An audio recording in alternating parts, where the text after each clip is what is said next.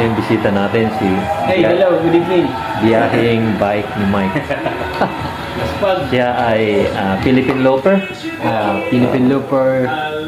This is my day 28. Maraming salamat kay Master Rene. Thank you po. Welcome home. So bukas, sasamahan natin siya kung saan nandito. Ano yung gusto niya. Kasi ang plano niya, iikutin muna daw niya yung Kalibo. Kalibo. Punta tayong Provincial Capitol, Kalibo Plaza, tsaka Kalibo City Hall. Yun lang. Tapos, diretso na tayo. Okay. Ngayon, samahan natin si Biyaheng Bike ni Mike. Bali, hahatid natin siya sa sa may nabas lang tayo.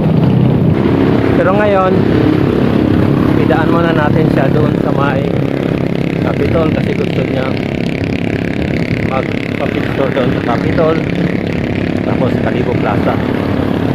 Sige, samahan nyo kami kahit konti. Pa-picture siya, pa-picture. Sa Vibrant Kalibo. Vibrant. Biyaheng Bike ni Mike. Power!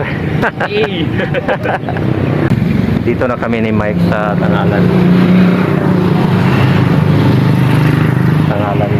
Plaza. Ayan. Mga alas 8 na kami nakaalis dahil saka dumaan pa kami sa mga doon sa Capitol. Nalilito kami kung anong meaning ng bugna. Yeah. Ako mismo, taga rito ako, hindi ko alam kung anong bugna. Yan, baka alam nyo. I-comment down below. Oo, Google natin. Siyempre confused tayo kung anong meaning ng bugna. So sabi niya, ang meaning ng bugna is grace or grasya. Okay, salamat po. Good morning. Nagpa-picture kami doon sa may may pangalan na Bugna Itaklan. Itinanong niya ako ngayon kung anong meaning ng bugna. Hindi ko alam. Hindi ko alam. Kasi originally hindi ako taga rito talaga. Ako ay taga Cagayan de Oro, Cebuano. So hindi yung mga malalalim na salita dito sa Aklan hindi ko pa talaga nalalaman. Pero nakakaintindi na po ako, nakakapagsalita ng Aklano. Pero yung mga malalalim na salita, yun gino-google ko pa.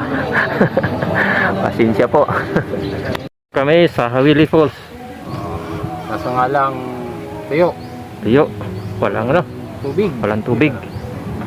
Summer kasi. Sige. Tuloy kami. Let's go.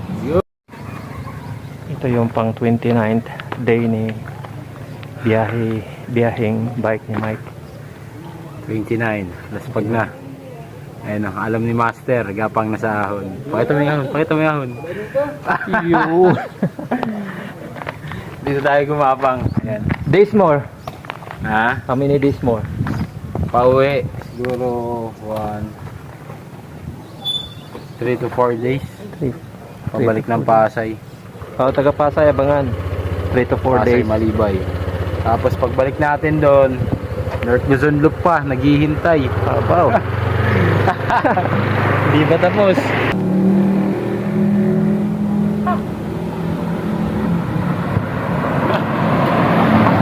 Matarik din ah.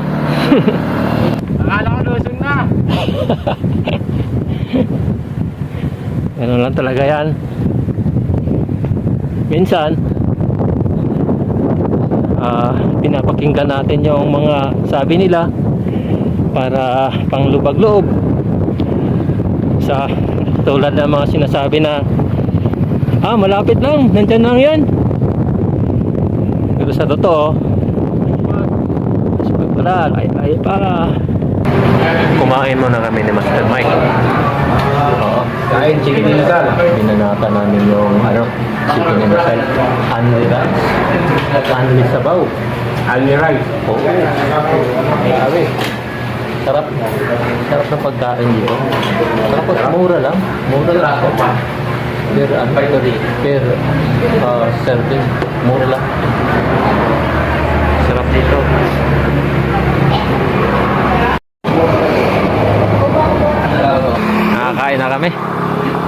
Busog na. So, ngayon, maghihiwalay na kami ni Master Mike. Bali, hanggang dito lang yung paghatid ko sa kanya. Sa boundary na Boundary ng ng Nabas at saka Ibahay. oo, Ibahay. Kasi dadaan pa siya sa bungan-bungan. Bungan. Oo. So, hindi naman ako pupunta doon. At mapalayo na rin ako kung pupunta pa ako doon. So, nag-decide kami na dito na kami maghihiwalay.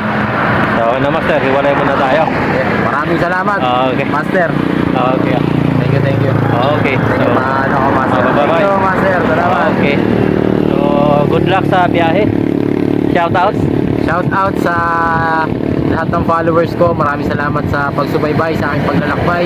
Shout out kay Master Rene and family. Salamat sa pag-accommodate sa akin kagabi. Sobrang helpful at sobrang laking tulong yun para sa akin. At Sponsor. shout out sa aking sponsor sa Delta Appliances, kay Master Efren, at saka sa SPN Cycle PH. At shout out sa asawa ko at sa dalawang kong anak. Miss na miss ko na kayo. Kahit soon. Pauwi na si Papa. Okay. This is Mr. Renem TV. Babu. Bye-bye.